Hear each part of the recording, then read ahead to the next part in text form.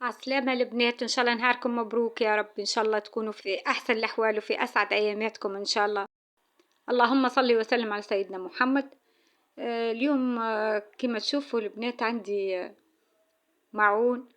آه، قاعدة هاني بديت نغسل فيه. كما تعرف الصباح تصبح الدنيا خايضة والكوزينة ساعاتك تصبح لي داخلة بعضها شوي. من ناحية المعون برك باقي آه، هكا ساعات يبقى لي المعون في الليل ما يتغسلش وتصبح لي مكدسة، ولما حالة مش برشا راه.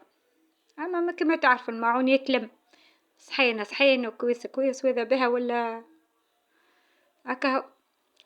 هيا قلت هيا خليني نغسل المعون تو، خليني قبل ما خاطر هذاك هو دخلت الكوزينة فرد مرة باش نغسل المعون وننظف الكوزينة وبعدها باش نطيب الفطور.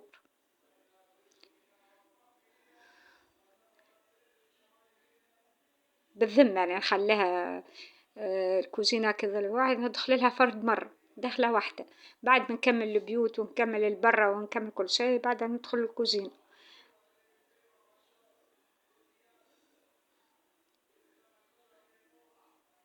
هكا هو هاني نغسل تو في المعون وبعد تالي قلت نبدأ في الفطور.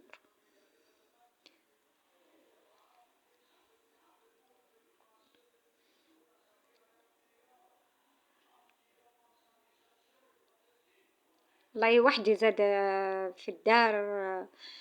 ما بحذايا حتى حد زادة تو حاليا. قاعدة وحدي. هذاك علاش القضية ساعات تكسر عليا كي نبدأ وحدي. معناها مش كيف كذا البنتي معايا كل واحد يمشي لبلاصة. تو أنا وحدي يعني ما كملت هالقضية كيف تعرفوا معناها. مسحين ها تنفيذها ومش عارفة كيفاش هذاك هو يتعدى عليك النهار و... وكانوا بحذايا ولاد بنتي زاد مونسيني هكا يبدو يجروا بحذايا ويلعبوا. وحدي في الدار اليوم مانيش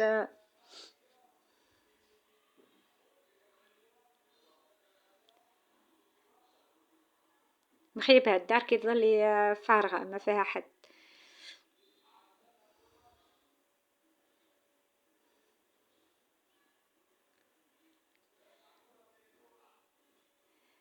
الله المستعان وكهو.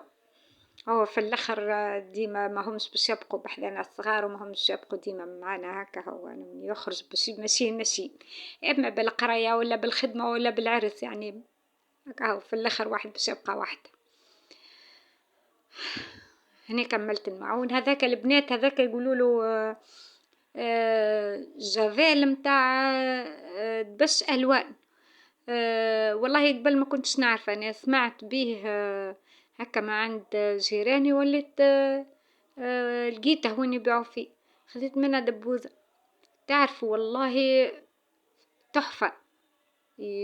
ينظف البقايع في البش الالوان وكما نغسلهمش بالجافيل العادي معناتها تخاف عليهم من التبقيع. هذا تصب بيه على الدبش الالوان ما يطرى له حتى شيء وينظف.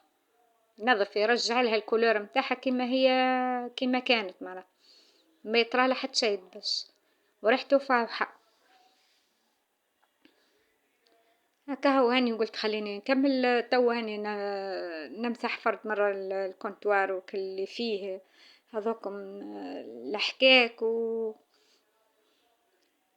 وهذوما نتاع المغارف زاد. قلت خليني نغسلهم حتى هم زاد ما يجيش باش نبقوا كل يوم تحط فيهم المعارف اكيد باش يتمسخوا غبرة ولا ما يدريش واحد سبحان الله لازمهم يتغسلوا حتى هم. هكا هي فرات وقلت انا نغسلهم فرد مرة وديما هكا ايدي دائما في الكونتوار وفي الحيوط ديما راني من خليش حتى لين يتمسخ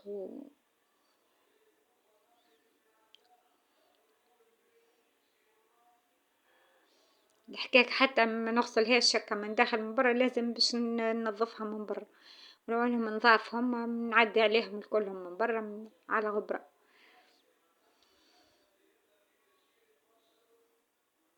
متكيدش معناتها مع المعون هي قضية واحدة الكل ماشي. هكا هو نعدي على الطاولة والحيط والغاز والكل تبع بعضها الكل. كوزينة بكلها تبع بعضها، والله ما تنجميش تفرقي حاجة على حاجة.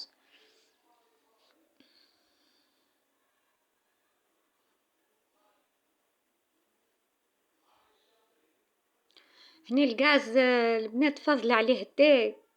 أنا نطيف التاي على الغاز معناها. فاضلي عليه الدهي وما غسلتهاش في وقتها بصراحة. خليتها هكا ولصق فيه هكا تحرق الواحد متاعها، وليت الراس تاع الغاز تشوفيه ولا لي اسود تحرق فيه الدهي وشد لي في الغاز. يعني صبيت له الماء سخون وقلت مادام غسلت المعون كان هو يترنخ باش يجيني ساهل يتحل التاي ونولي ساهل الحكان. او هني تو نشفت له الماء نتاعو باش نمسحه تو. عملت لها شوية جافيل وشوية بيرسيل هذاك بعد خلطته وقلت خليني نمسح. يعني كما تشوفوا معناتها انا صبيت له الماء سخون على خاطر من نغسلش بحكاكة الحديد، ما نحكش الغاز بحكاكة الحديد تجرحه يولي يتحرق ديما. هذاك علاش نحك بالحكاكة العادية هذيك متاع المعون. والله وتنحى في ساعة ما بقاش يعني. دوما عديت عليه بالحكاكة في ساعة تنحى. وراس تاع الغاز كيف كيف مرنخ والكل حتى هو زاد باش نحكه تو ان شاء الله بقدرة ربي باش يتنحى.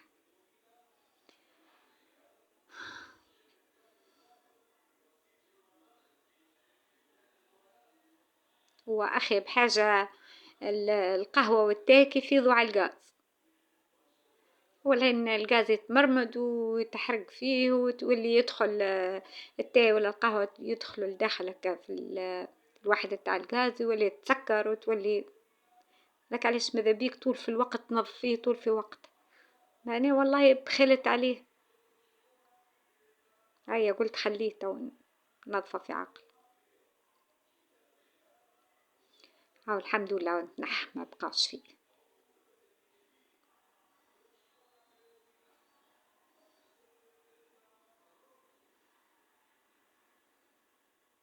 ريتو هذوكم البناتك الازرق اللي نمسح بيه هذاك يبيعوه رولوات. كيف البابيه هو متاع اما هو خشين وصحيح معنا نغسلهم ونشيح كيف المنديلة يمسحوا كل يجيبوا فيه من الجزائر. والله حاجة باهية برشا معناتها لقيتها خير لي من اللي نشروا فيهم ونمسحوا بيهم بصراحة. هذا سميد باكوات 5 كيلو. فرغته في السطل هيك خير ما يبقاش في الباكو معناها متاعها. ديما باهي سميد في الدار حتى ولو اني عندي الكسكسي والكل اما سميد ديما نسحق له. بحكم زاد احنا نطيبو ديما لازم منها كسكس الطري اللي يتكسكس في الوقت يعني. ديما ماذا بيا عندي السميد في الدار.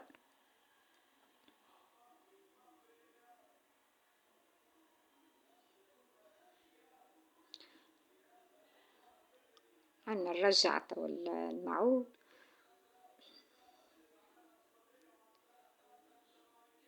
هذوك من المغارف نحب نعمل لهم حكة وحدهم هكا علاش ما رجعتهمش. كل مرة هكا نعمل لهم حكة باش ترجع لهم اللمعة متاعهم ما نخليهمش هكاكا بالغسيل العادي.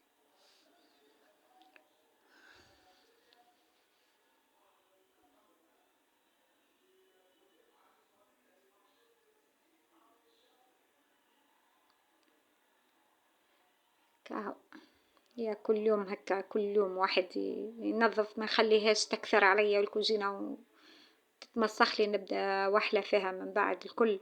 على الأقل كيف تجي التنظيف الكل مع بعضها تجي خفيفة. إذا بيا ديما يعني كل يوم نمسح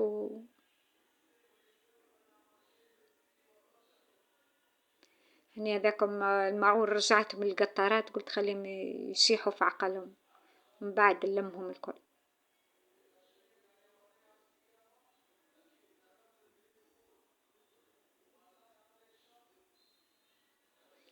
هني توا راجلي يجي ما عنديش الخضرة مش جاب لي الخضرة باش نطيب.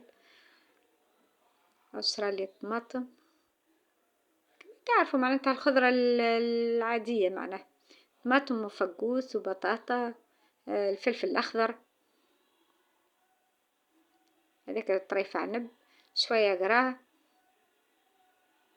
تعبت لي. هذه هي الخضرة اللي أنا مستحقتها يعني، شوية زيتون، هذا هو اللي مستحقت له معناه.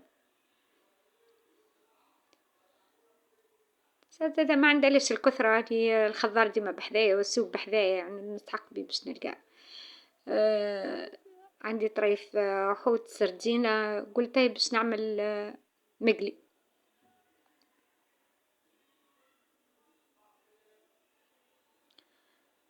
أنا في العادة السردينة نفوحها بالكمون والفلفل، الكمون والملح فقط يعني، هكا ساعات نعمل لها طريف ثوم. المرة هذية بدلت عملت لها فلفل أحمر، فلفل أحمر وكمون وملح، قلت هاي خلي بدل لها الطعم متاعها شوي. والله وجدت حلوة بالقديم معناتها بنينة وباهي. كاو حضرت البطاطا وبديت نقليها ديك صوص طماطم، كما تعرفوا معناتها صوص عادية متاعت المقلي، طماطم وثوم وشوية كركم شوية، نفوحها بشوية تابل وكروية، ذاك الحوار متاعنا معناتها فيه كل شيء، والثوم وهكا هو يعني هذيك الصوص بتاعه.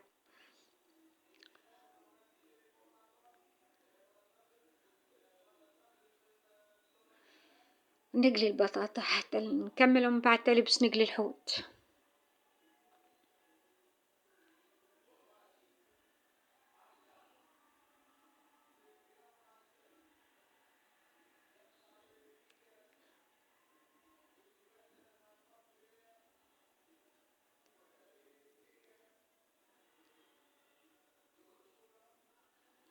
هذا هو روتيني اليوم والله، حتى ولو أنه يبان في الفيديو قصير وما ثماش حاجة كبيرة، أما والله تعب.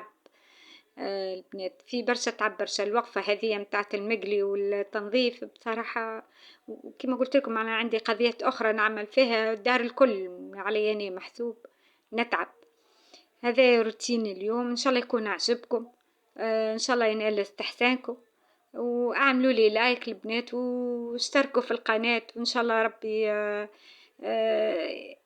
يسعدكم، إن شاء الله ربي يعطيكم الخير، وبسلامة البنات، بارك الله فيكم.